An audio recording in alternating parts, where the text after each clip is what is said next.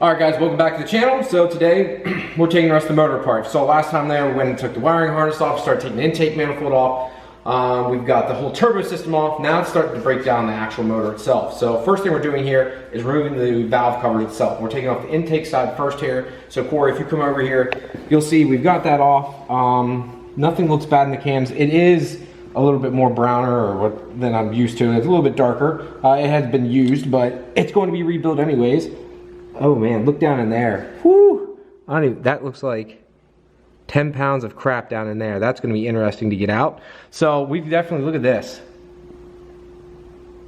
I don't even know what you would call that. So definitely interesting. It's going to be fun trying to figure out what all this crap is. And that's why we're taking it all apart, because I don't want to inherit someone else's problem.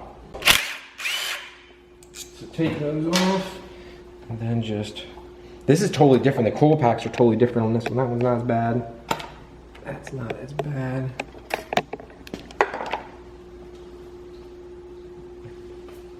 And then we've got the last two here. That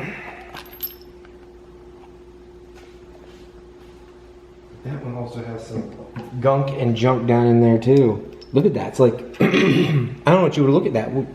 Like a soapy, or water. It's just water. Well, I guess a junkyard motor. I should know better. Typical. I guess it won't really matter when we suck all this out, but you should probably suck all the water out because I want that going down the cylinder or going down top of the piston. But there is water down in number 6, number 2, and number 3 and 1 and 2. Looks like 4 and 5. Nothing got down to those.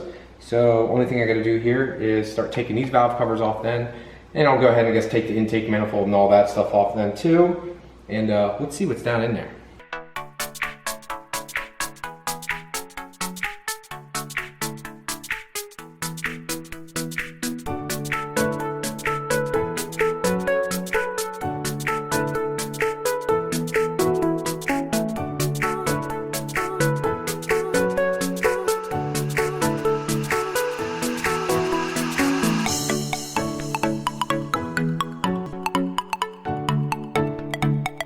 Alright guys, so now both valve covers are off. We have the intake side and we have the exhaust side here. You can see the intake side is definitely different. Look, still, if you go down the sweeping way here, see how that looks there. Definitely a little different looking. Look more of a bronze versus like a dark brown over here. After this, I guess we should take off the cam gears and all that stuff. Now there's a specific way you have to take all this stuff off. I probably want to take the fuel system off before we go much further also. So next up we'll do that.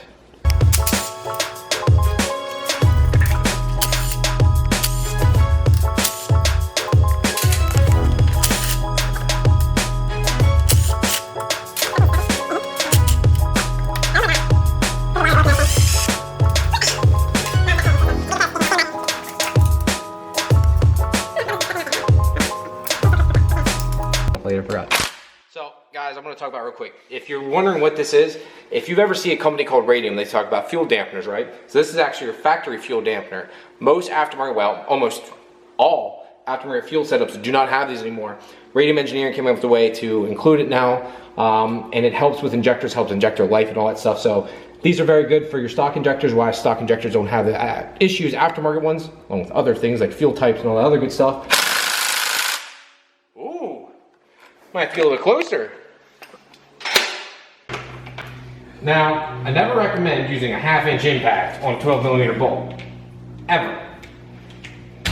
Ouch. But, that being said, I'm tired of fucking with it.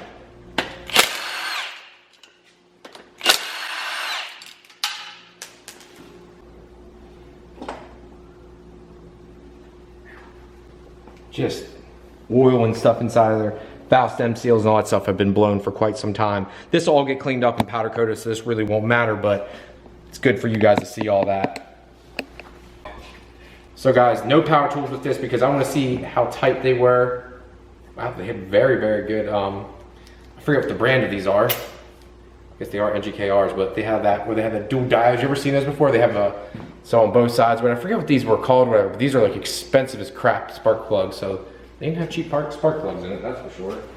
I'll set that off to the side here.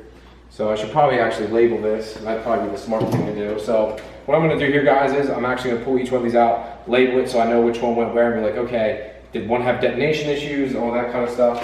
Doesn't look like it's going to, but probably smart to do that. All right, guys, so next up, we got all the spark plugs out, and I'll show you those here in a second. But before we do that, we're gonna use this. It's a borescope. If you've never used a borescope before, what it does is it allows us a little camera here in the end. Get your camera here, if I turn this on.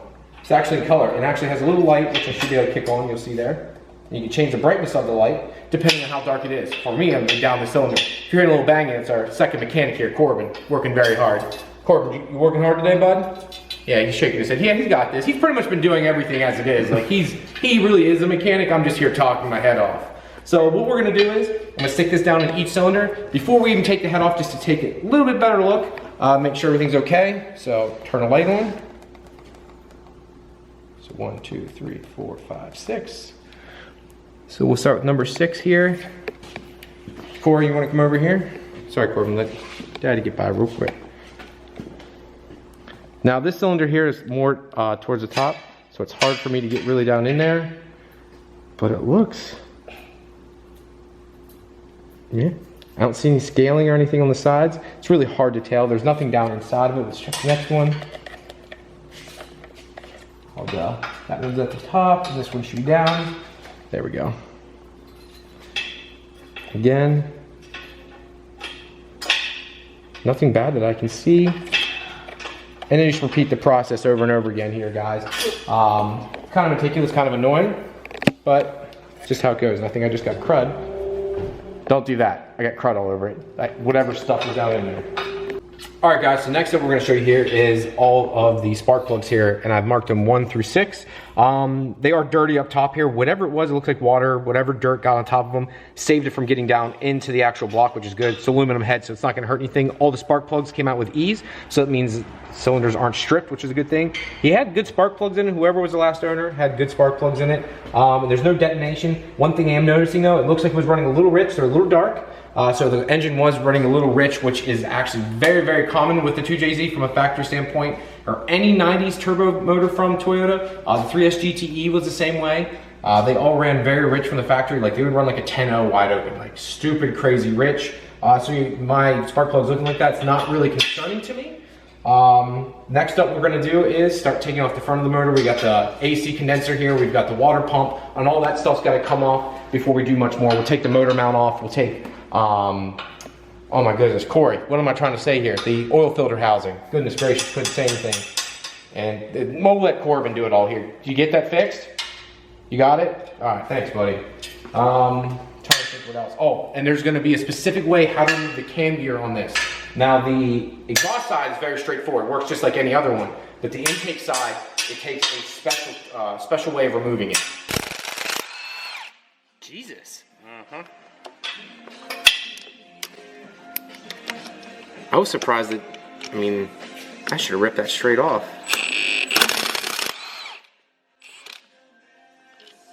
Guess we have to take the filter housing off before we do anything else. Yeah.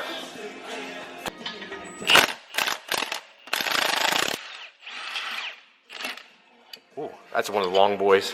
Keep going. Is it stuck? Is that, oh, I was gonna say, is it stuck on the filter? Which I don't want to remove that.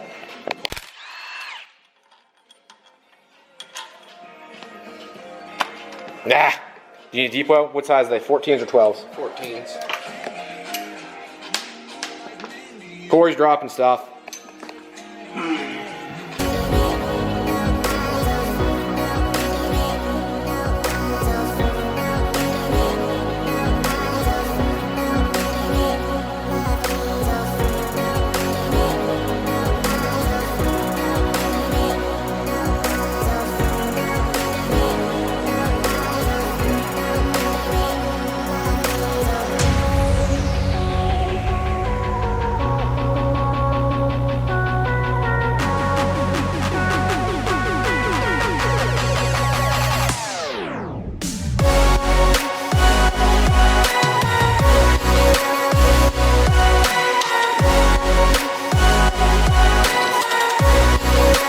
One thing I want to tell you guys here is this fitting here, I end up blocking off. Now let me explain why. I don't run coolant to this side of the block. I actually use the NA water neck, which actually stops over here on this side and just goes straight up to the heater core. It's been proven that this almost does absolutely nothing for cooling down of the oil or anything. I guess from Toyota's standpoint, they were trying to be overcautious, but just more shit in a way. So I'm ended up using the NA filter housing, which gets rid of all that, because the NA one doesn't have it. For some reason, they thought the turbo models needed it, but the NA ones didn't. Weird fun fact of the day for y'all.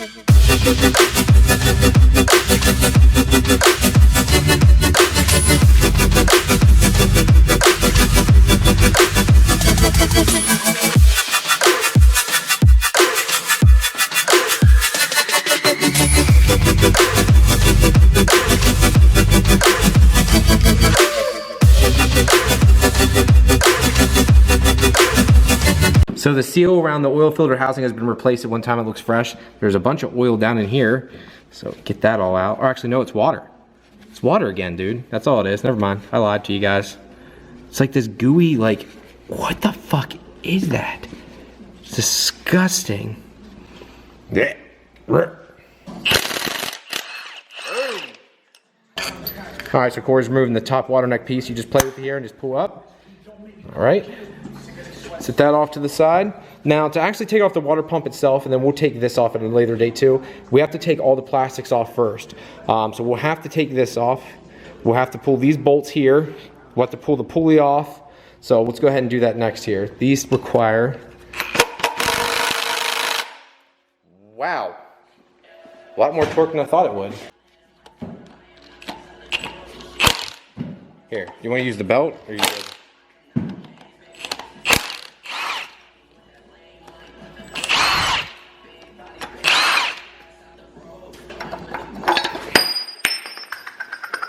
I could have took my toes off there, but it looks relatively new. So now what we got to do here, we have to take these metric bolts out here, and then we'll pop this cover off. And once you get that off, we'll be able to get off this tensioning arm here.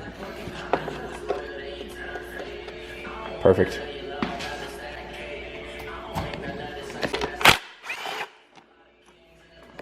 There's one right here, right there. This is Corey's first time, so like, he's never done this, and there's one deep down in there. Is it down in there? All right, sometimes they're not, sometimes they're missing. Now this should pull off. Okay, pulls off, we'll set that off to the side. First thing we'll do next here, we'll take these 312s off. This is for the tensioner itself, this is for your accessory belt tensioner. Now if you would have a twin turbo motor, this is an automatic motor, there would actually be a little shock absorber coming down off to the side. Because it's an automatic motor originally, it doesn't have that. They figure with the shock of, you know, banging gears and stuff, it has more, well, shock to it. So the automatic ones don't have it because it's a more fluent driving motor, more fluent driving transmission. It doesn't have that initial takeoff shock or banging gear shock. Okay.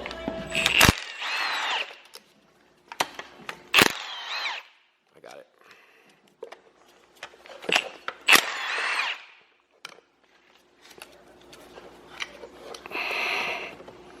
Got it? Alright guys, so next up, we got the legendary crank bolt on a 2JZ. If you guys don't know any better, these things suck. Now, I will be honest here guys and tell you up front, I already ripped this thing off. Now what I did was, I used a Milwaukee 1/2-inch impact with one of these weighted Lyle, dang it, I forget what it's called. It's called 22mm Lyle weighted, like, what do you call it, socket I guess? Yeah, a weighted Lyle socket. This gives you like an extra 300 foot-pounds of torque just because of the weight, and it ripped this off. Took me about 20 seconds, but it ripped it off. So this should come right down. Oh. And there we go. Now, depending how your bolt looks, you guys can reuse them. I usually do. This one looks to be in good order, so I'll most likely reuse it. So I'll set that off to the side. Is that too loud, Corbin? Too loud? Yeah, I know. I know. Now, I have to get a pulley to pull this bad boy off, which I do not have. That's the only thing I haven't bought, which I probably should just invest in. What do you think? Should I invest in one? Yeah, he says I should too, so. I usually borrow one from Advanced Auto, but theirs sucks. Believe it or not, the dampener looks like it's in good shape. So another thing is too, there's just rubber that holds these together. So this dampening part right here is just rubber in here. And what happens is over time it deteriorates, and eventually that'll come apart. Now, if you've seen the videos before, this will actually come flying on the car, the hood, wherever. If you're lucky, it just shoots down and hits the ground where and blows out the plastics, but this can separate, and that's why you put a fluid dampener or you put an ATI on your car. I personally use fluid damper because it uses a viscous fluid. It makes life a lot easier. All right, guys, that's going to be it for this one then. Thank you very much for tuning in today. Next time around, I'll be showing you guys how to disassemble a head, remove it, do all that fun stuff, so stay tuned for that. Yeah, just gonna keep going with this, keep making videos, and hope for the best. Thank you guys for all your support through all this crap that's been going on. Thank you guys very much, and I'll talk to you later. Peace!